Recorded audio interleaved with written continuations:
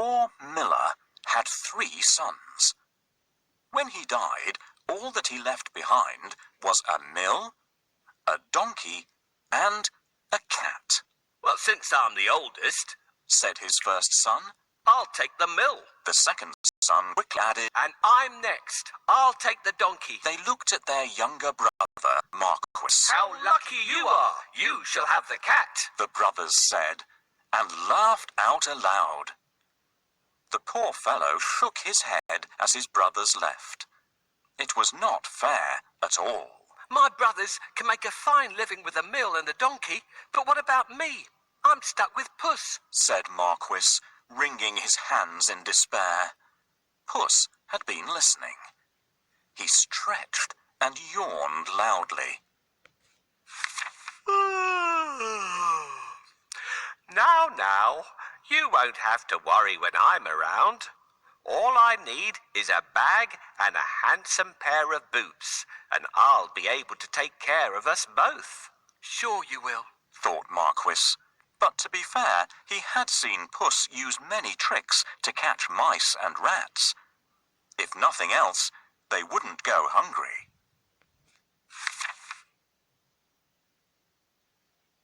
Our father left us some property in his will. I can't help thinking that it's been divided unfairly. Do you remember what I got? My father has left me this cat. What am I supposed to do with it? You don't have to do anything with me. A talking cat? Did I really hear you speak? Or am I dreaming? My dear master, please don't think that I'm useless. Just wait and see what I do, and you'll be happy that I belong to you. How can I be happy when I've only got a cat and nothing else? You will understand soon. But first, can you get me a pair of boots and a sack? Did you forget that I don't have any money? See if you can find a sack here. We'll get the cobbler to make you a pair of boots. Thank you. That's exactly what I need. Now that we have the sack, let's go and get a pair of boots from the cobbler. Found a sack? You're a smart fellow. Come, we'll go and see the cobbler. I'll pay him for the boots later. Yes, this is the cobbler's workshop. I can get my boots here. This is the last pair of boots I have. Let it bring you luck. Thank you. These boots suit me perfectly.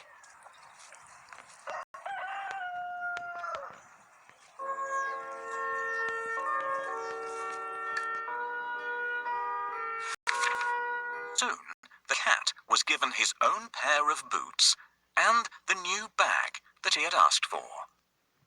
The boots fitted him perfectly, and he looked very smart. Puss packed a juicy cabbage and some bran in the bag, and slung it around his neck. He polished his whiskers and set out. Puss headed straight to a spot where there were plenty of rabbits. He had a great plan in mind. Puss opened the bag wide and hid behind a tree. Soon a rabbit came hopping by. He saw the cabbage and leapt straight into the bag. Whoosh! As quick as the wind, Puss grabbed the bag and tied it closed with a piece of string. With the rabbit in his bag, Puss walked straight over to the king's palace. He bowed low and presented him with the rabbit. Your Majesty, said Puss in Boots in a royal voice. This humble gift comes from my master, Lord Marquis of Carabas. This was a fancy name that Puss had chosen for his master. What a thoughtful gift, said the king, who loved roasted rabbit. The next time, Puss managed to catch a brace of partridges and took them once again to the king. This is wonderful. Tell your master I'm very pleased, said the king, who loved partridge stew even more.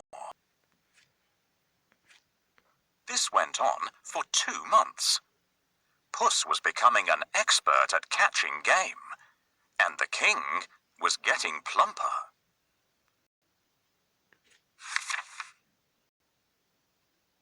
First, I need a bait for the rabbit. What do you think rabbits love to eat? This is exactly what we need. No rabbit can resist the smell of a fresh cabbage. Get ready. When the rabbit comes closer, catch it. Got you. Thanks for your help. I will take this rabbit to the castle and offer it to the king.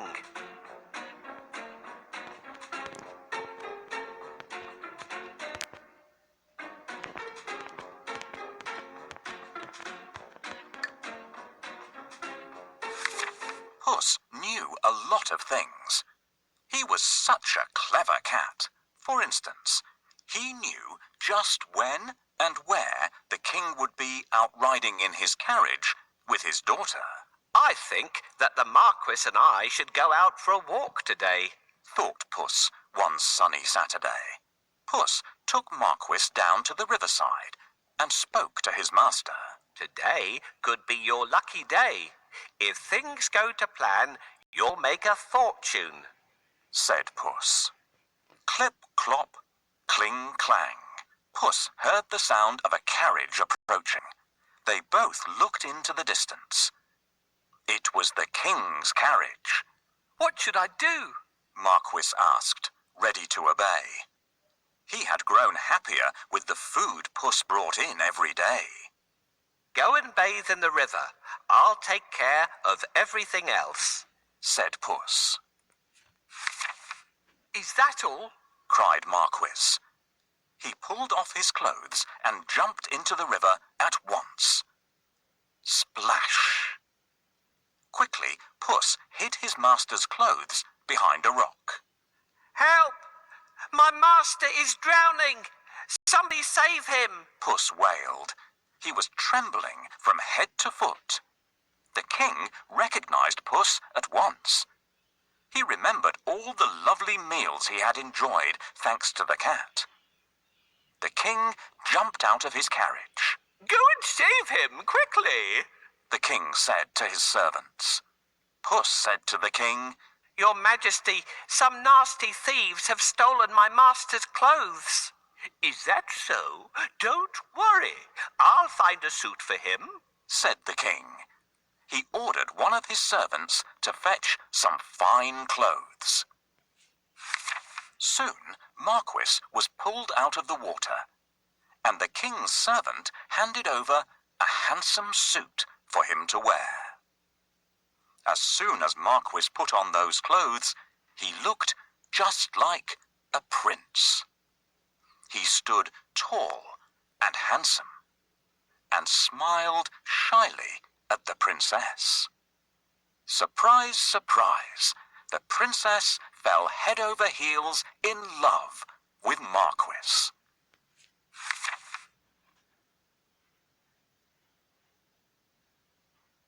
Master, I have a great idea. All you need to do is go and bathe in the river. I will take care of the rest. Well, all right. That's easy. While he's bathing, I need to hide his clothes. Can you think of a good place to hide them? Yes, this is a good place to hide them. The first task is done. We should wait for the king now. Can you see the coach? Your Majesty!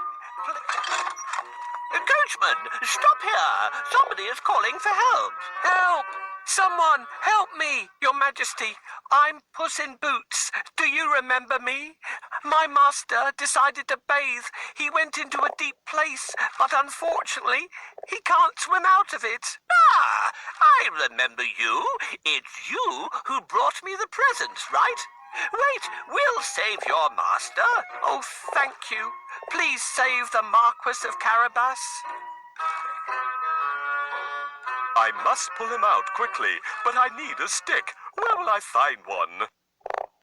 This is exactly what I want. Thank you for your help.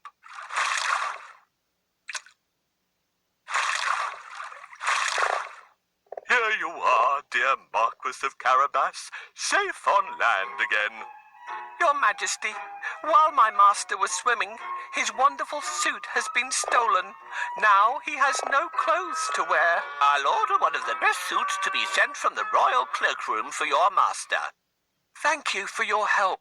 How can I pay you back? We would be delighted if you could join us on our journey. What do you say? Oh, of course. My master would be pleased to accompany you. Yes, I'd love to take up your offer and get better acquainted with you and your daughter. Then take a seat and let's go. I'm pleased to meet you, dear Marquis of Carabas.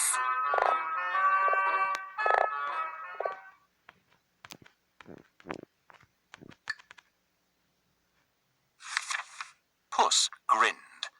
Things were going just as he had planned. But he had more work to do. If you will excuse me, I'll go and make suitable arrangements to receive our king at the castle. Puss said. Marquis was puzzled because he didn't live in a castle. But he kept quiet. Puss ran ahead and met some men mowing the fields. My good fellows, stop your work and listen. The king is coming this way, and you are all in grave trouble. The only way to save yourselves is to say that these fields belong to the Lord Marquis of Carabas. Puss announced. The mowers looked at Puss in surprise. They were scared. This Lord Marquis must be very powerful, they thought. They agreed to do exactly what the cat said, to save themselves. Puss went ahead and saw some men and women reaping grain in a field. My good fellows, you can reap later, but listen to me now. The king is coming this way, and he'll make mincemeat of you unless you say that these fields belong to the Lord Marquis of Carabas, Puss announced. The reapers were very puzzled, but they definitely did not want to become mincemeat. They promised to tell the king that the fields belonged to nobody but Lord Marquis of Carabas. Puss went ahead and warned everybody to tell the king that the land belonged to Lord Marquis. The people thought that it wouldn't be right to mess with Lord Marquis. They decided to do exactly what the cat asked. But Puss had still more work to do. Huff, puff. He ran all the way until he reached a huge castle. Can you guess whose castle it was? Yes, the castle and all the lands belonged to a fierce and powerful ogre. But Puss was not scared of the ogre. He knocked at the castle door. Blim, blam. 2 guards opened the door. I'd like to pay my respects to your mighty master, said Puss.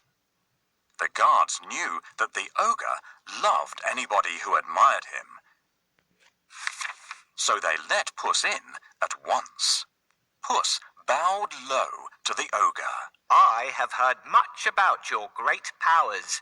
Is it really true that you can transform yourself into any animal you wish? Asked Puss. Even a lion? Watch me, said the ogre.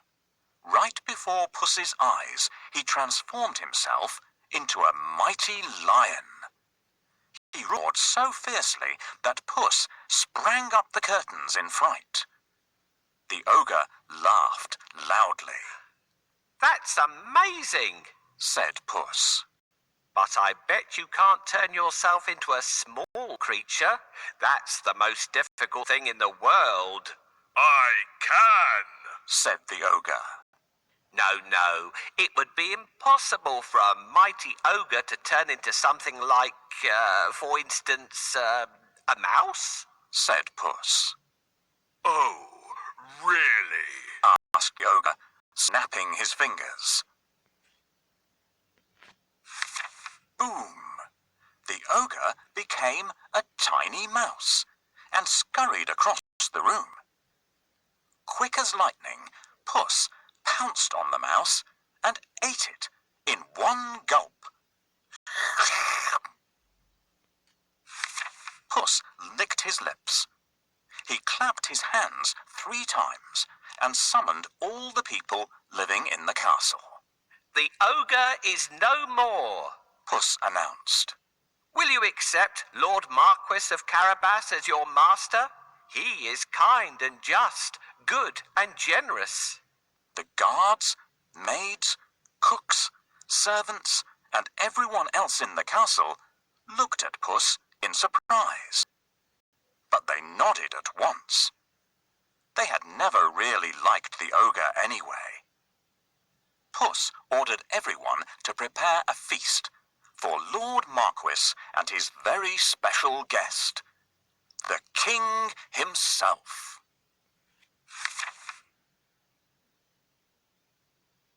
The coach with the king, the princess, and my master will be here soon.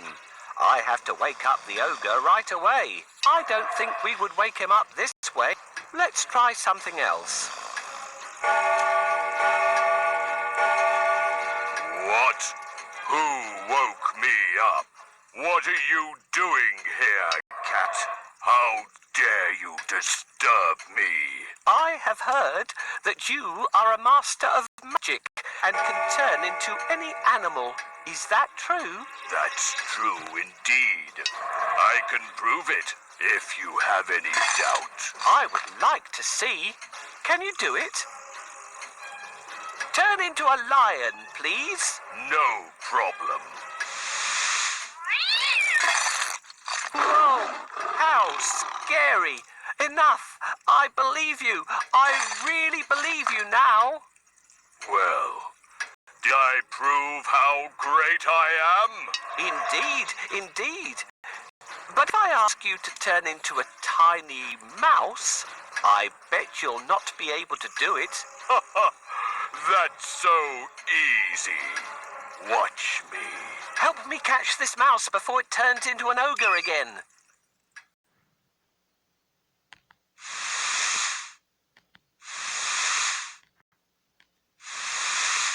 You can't hide from me. Here I come.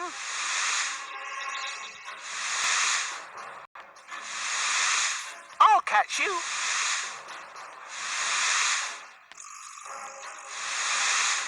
You're so zippy, but I'm faster than you. I'll catch you.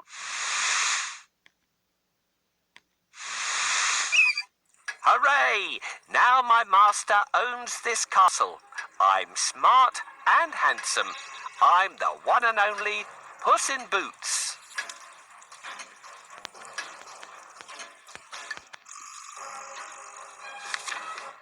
Meanwhile, the king travelled through the countryside, speaking to the people.